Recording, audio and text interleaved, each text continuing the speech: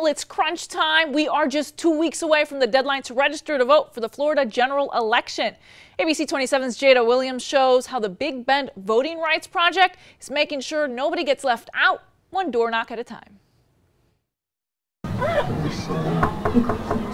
Hi, we're registering voters. With a clipboard in hand and hundreds of registration forms, Ann Wild's rhythmic raps resonated throughout the Leon Arms apartment complex. I've always encouraged people to vote because I know that's the only way sometimes that our voice does count.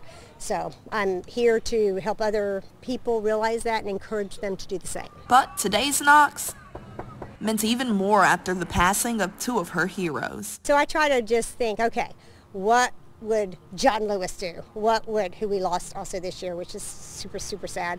And then what would Ruth Bader Ginsburg do?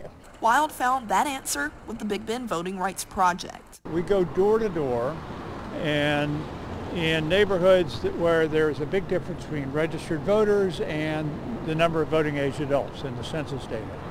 So that tells us there's a lot of opportunity. To further inspire people to register, the group also chooses an amendment directly impacting a big population. This year, it's letting people know they can decide if the state's minimum wage goes up to $15.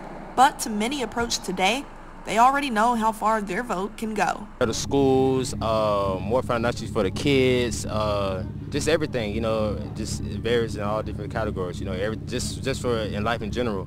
We need voting just for smaller things up to the bigger things, it all counts. But for Tevin Chapman, he's now afraid that his vote won't count.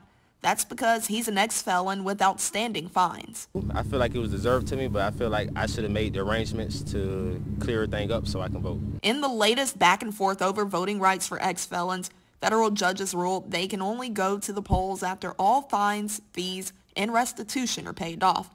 Still, Chapman applauds the efforts of volunteers like Ann Wild, doing what she can to give a voice to all.